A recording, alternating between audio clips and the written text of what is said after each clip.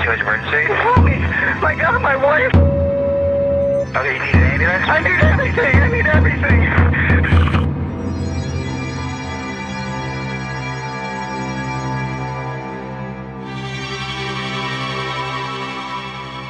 Mark Winger é um herói, as pessoas diziam. Afinal, sua casa foi invadida por um criminoso cruel que ceifou a vida de sua esposa e ele, tirando forças de onde não tinha, conseguiu lutar contra o criminoso e o matou.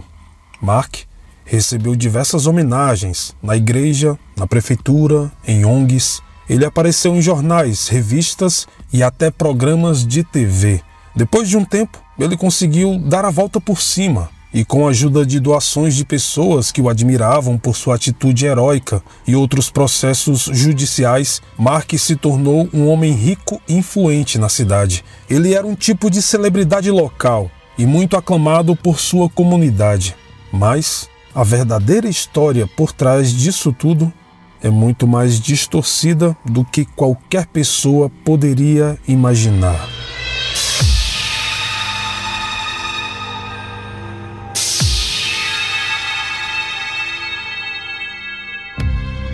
Em agosto de 1995, Mark Winger e Donna Brown pareciam estar muito felizes. Casados há 7 anos, eles conseguiram construir uma vida maravilhosa juntos. Donna trabalhava como auxiliar cirúrgica de um grande hospital local, enquanto Mark era engenheiro de segurança nuclear, trabalhando para o estado. Eles tinham uma linda casa em Springfield, Illinois, e ambos estavam ativamente envolvidos com a igreja e a comunidade. O sonho da vida de Donna era ter uma filha, mas infelizmente, apesar de diversas tentativas e tratamento, Donna não conseguia engravidar. Então, em junho de 1995, eles decidiram adotar uma menina, a quem deram o nome de Bailey. Agora sim, a família estava completa e o casal parecia estar completamente apaixonado e feliz. Mas, nos próximos 3 meses, tudo mudaria para sempre. How do you feel, Donna? I'm overwhelmed. And I just want her to know that it just so happens that the day she's coming home to us is the anniversary of our engagement of Mark and I. Oh, isn't that wonderful? Here comes our special delivery. Oh, look. Oh, a feliz e nova mamãe tinha acabado de levar a pequena Bailey em uma viagem para visitar seus pais na Flórida. Depois que o avião pousou no aeroporto de St. Louis, Donna contratou uma empresa de transportes chamada BART para levá-la até a casa de seus pais. Durante este trajeto de van de aproximadamente 90 minutos, o motorista, Roger Harrington, parecia assustar a mulher de propósito. Ele dirigia muito rápido e fazia manobras imprudentes, além de tecer comentários completamente sem sentido, falando de seus pensamentos violentos e das vozes que ele ouvia com frequência. Apesar dessa experiência traumática, ela e sua filha chegaram são e salvas na casa de seus pais. Completamente apavorada, especialmente porque estava com sua filha no veículo, Donna resolveu escrever uma carta para a empresa BART e relatou a sua angustiante experiência. Ela detalhou tudo o que passou naquele dia e como tinha ficado com medo do motorista Roger. Quando soube o que aconteceu, Mark ligou para a empresa de transporte para reclamar. Devido a isso, na época, sofria de esquizofrenia paranoide. Ele tinha sido diagnosticado em sua adolescência e, apesar da doença não ter cura, Roger fazia um tratamento com antipsicóticos e costumava visitar um psiquiatra com frequência para tentar ter uma vida normal. Naquele dia específico, ele teve uma crise, pois já não tomava os seus remédios por alguns dias, porque, segundo ele, ficava muito sonolento e não conseguiria trabalhar. Depois dessa confusão, descobriu-se ainda que alguns anos antes, Roger tinha sido acusado por sua ex-companheira de abuso doméstico. Mas, desde então, seguiu sua vida sem incidentes, até o dia em que foi pegar Donna no aeroporto.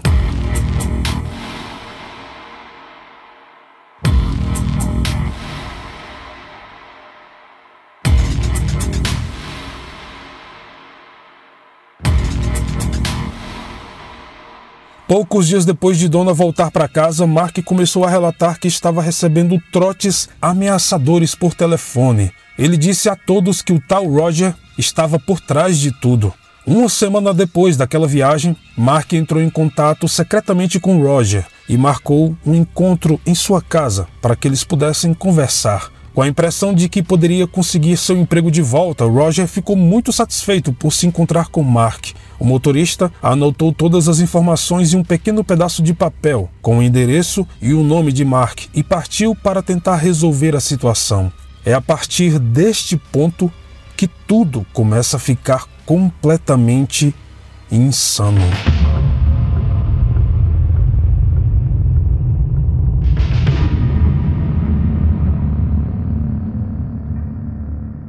Roger chegou à casa de Mark às 4h30, como solicitado, e os dois foram para a mesa da cozinha. Os homens conversaram por um tempo. Então, Mark pediu para que Roger levantasse e simplesmente atirou nele a queima-roupa. Ouvindo o disparo da arma, Donna, que estava em seu quarto com um bebê de 3 meses, saiu correndo para auxiliar o marido, acreditando que seria um assalto. Neste momento, Mark se virou e a atacou com um martelo até a morte. Parece que ele sabia, desde o momento em que ouviu falar de Roger, que ele iria se tornar o bode expiatório perfeito. Com as duas vítimas no chão, dando seus últimos suspiros de vida, Mark rapidamente organizou a cena do crime e fez uma ligação para o 911. Hold me. I just shot this man in my house. He's inside your house Kill right my now. wife. Kill it.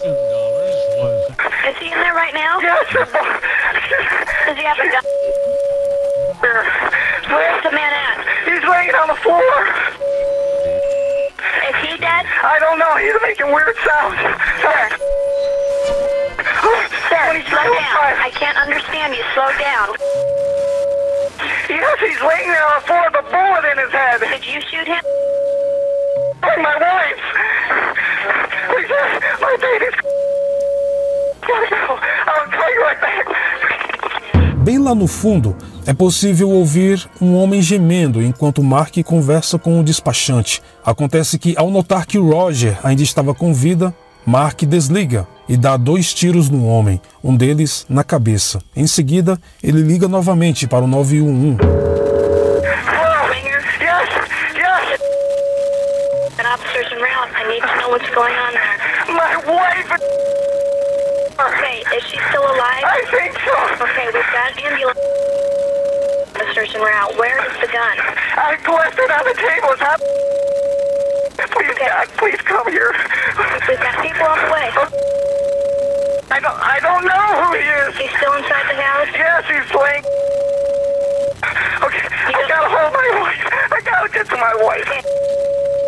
I am, yes I am. Okay, and your wife is Donna? Yes, she is. I know a few minutes ago. Wait, I gotta get to...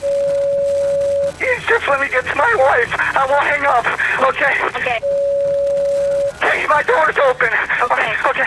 Assim que a polícia chegou, o marido, exausto, explicou às autoridades que estava se exercitando em sua esteira no porão, quando ouviu um barulho alto no andar de cima. Ele imediatamente subiu para ver o que estava acontecendo. Neste momento, flagrou um homem estranho atacando sua esposa Donna, golpeando-a com um martelo.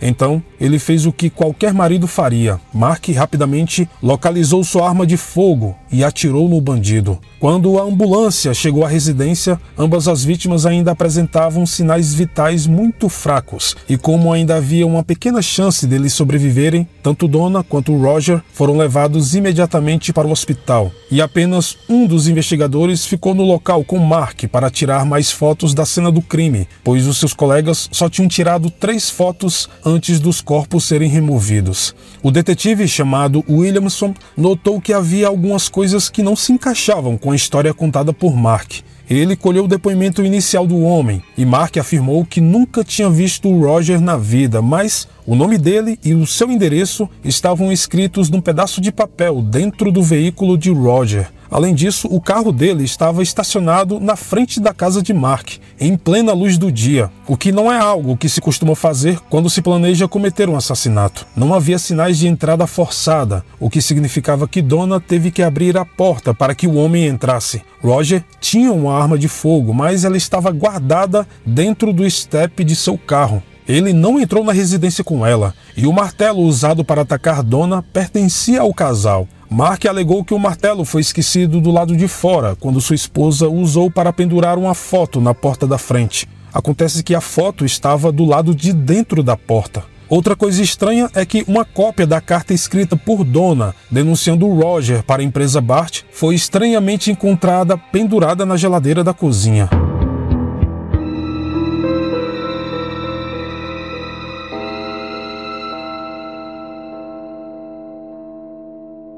Para o detetive Williamson, não fazia sentido um homem sair de sua casa, dirigir vários quilômetros para matar uma pessoa, estacionar o carro em plena luz do dia e deixar sua arma dentro do veículo. Também não fazia sentido Donna tê-lo deixado entrar, principalmente porque ela tinha denunciado aquele homem dias antes, relatando que sentiu muito medo dele. Além, é claro, de ter deixado um martelo do lado de fora de sua casa após pendurar um quadro do lado de dentro. Outra coisa estranha é que Roger não entrou na casa de mãos vazias. Segundo o relato de uma criança que passava pela rua, Roger estava fumando um cigarro quando desceu do carro e entrou na residência com um copo de café. Isso indicava que ele foi até lá apenas para ter uma conversa e não para matar alguém. Afinal, que tipo de assassino faz isso? Além do mais, Mark apresentou um comportamento muito estranho. Em vez de pular na ambulância para acompanhar a sua esposa moribunda até o hospital, como a maioria dos cônjuges nessa situação teria feito, Mark decidiu ficar para ajudar o policial e mostrar a cena do crime. Infelizmente, Roger morreu antes de dar entrada no hospital e Donna, alguns minutos após entrar na sala de cirurgia.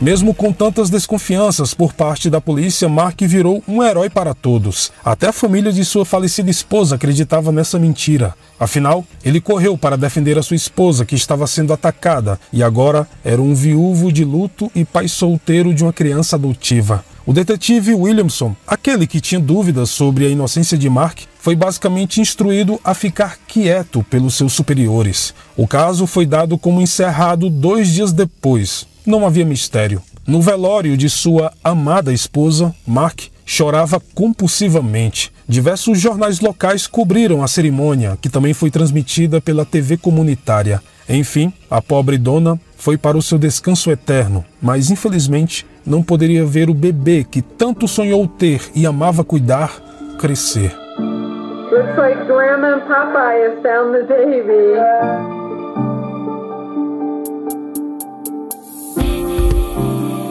Hi, Daddy. We missed you. Como sabemos, Mark não era um herói, mas sem dúvida era uma espécie de gênio doentio e perverso.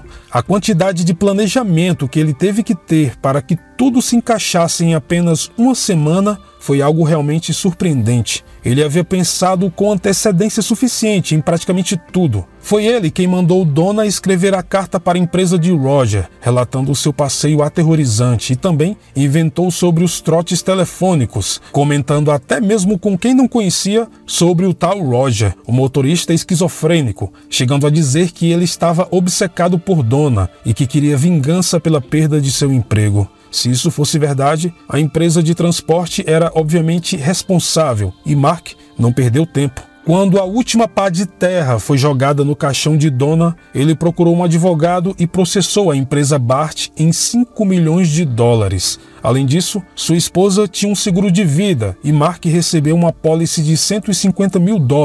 O homem também conseguiu arrecadar cerca de $100 mil de doações, vinda de uma organização de vítimas de crime pelo seu ato heróico.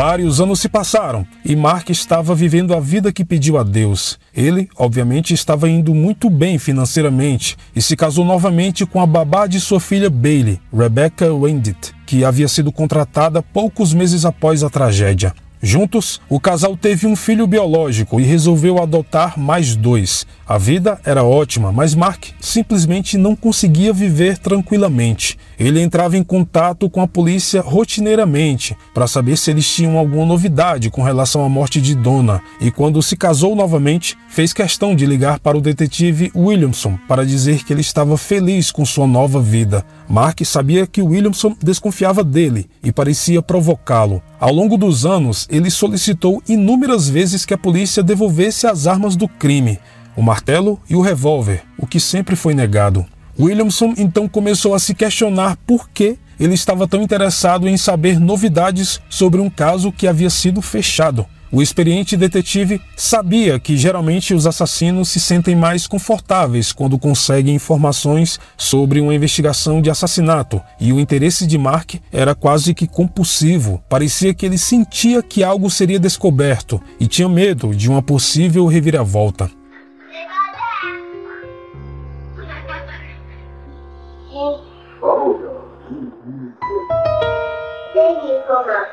Então, em 2001, a temida reviravolta no caso aconteceu quando a melhor amiga de Donna, Diane Schultz, entrou em cena. Ela passou por muita coisa desde a morte de Donna, entrando e saindo de instituições psiquiátricas por depressão, até mesmo sendo submetida a terapia de choque. O médico de Diane a avisou que ela nunca melhoraria até que falasse com a polícia para contar tudo o que sabia. Ela nunca comentou nada com o seu médico ou com qualquer outra pessoa, apenas dizia que algo sobre o crime de Donna a deixava completamente fora de si. A mulher escondia um segredo macabro que foi obrigada a carregar por anos, principalmente por medo do que as pessoas poderiam falar, e isso a corrompia lentamente. Então, certo dia, Diane tirou forças de onde não tinha e finalmente resolveu procurar a polícia. Ela disse que na época dos assassinatos estava tendo um caso com Mark.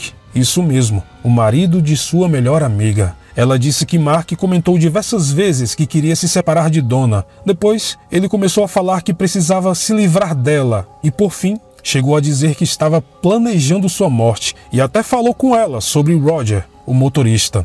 Diane sabia com certeza que Mark havia matado os 2. Segundo ela, ele ainda a convidou para ajudá-lo no crime, mas ela recusou. Diane disse que nunca contou nada a ninguém porque estava com medo, primeiro, da reação das pessoas em saber que ela era amante do marido de sua melhor amiga de infância, e depois porque o próprio Mark ameaçou matá-la se ela dissesse alguma coisa depois dela ter recusado ajudá-lo, e esse segredo a deixou mentalmente e fisicamente doente por anos. Após ouvir o depoimento da mulher, o detetive Williamson decidiu reabrir oficialmente a investigação. Nesse meio tempo, as 3 únicas fotos da cena do crime com os corpos que tinham sido perdidas anteriormente foram finalmente encontradas. Obviamente, eu não poderei mostrar essas fotos no vídeo, mas vou deixar um link para o blog do canal, onde você pode dar uma olhada, caso tenha coragem. Mas, além disso, essas fotos são peças fundamentais e um ponto importante para entendermos o desenrolar da história. Adianto que elas são de péssima qualidade. Pois bem, só de olhar para as fotos, tudo fica mais claro. Mark tinha mentido o tempo todo. Donna foi encontrada de bruços, enquanto Mark alegou tê-la encontrada de costas para o chão. Além disso, não havia nenhum respingo de sangue nas roupas de Roger, e se ele realmente tivesse assassinado Donna com o martelo, o homem definitivamente estaria encharcado. Havia 2 poças de sangue estranhamente posicionadas, provando que a cena tinha sido montada, e o corpo do motorista estava virado exatamente na posição oposta à que deveria estar, segundo Mark. Outro ponto foi a hora exata da ligação para o 911. Na época, um dos vizinhos ligou para a polícia após ouvir 2 disparos em um intervalo de 5 minutos, vindos da casa de Mark. Este foi o momento em que Mark desligou o telefone para atirar 2 vezes em Roger, que ainda estava vivo. Em 2002, Mark foi finalmente acusado do duplo assassinato e, apesar de alegar inocência, ele acabou confessando o crime em um acordo judicial para não ser condenado à morte, recebendo a pena de prisão perpétua sem direito à liberdade condicional. Mas essa história não termina por aqui.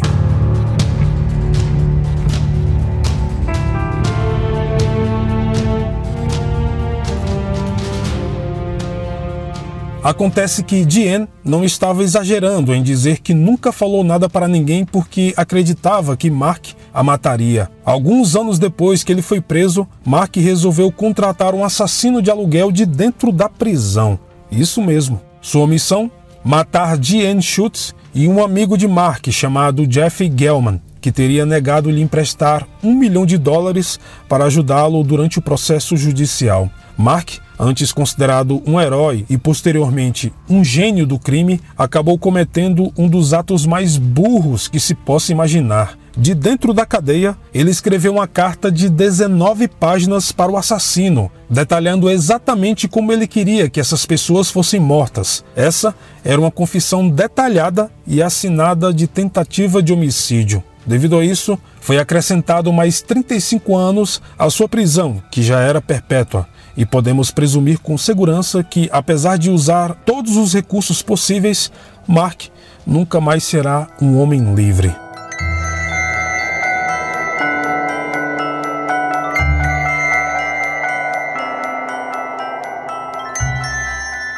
Atualmente, Diane diz que finalmente se sente livre e feliz.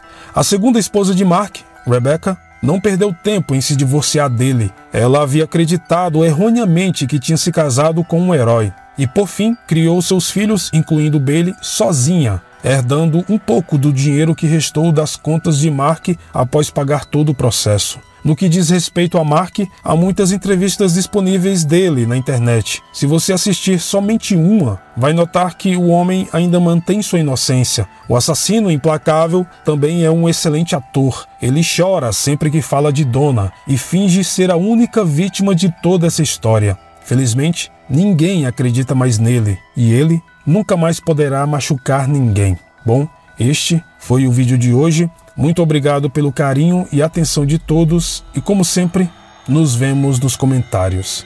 Até mais!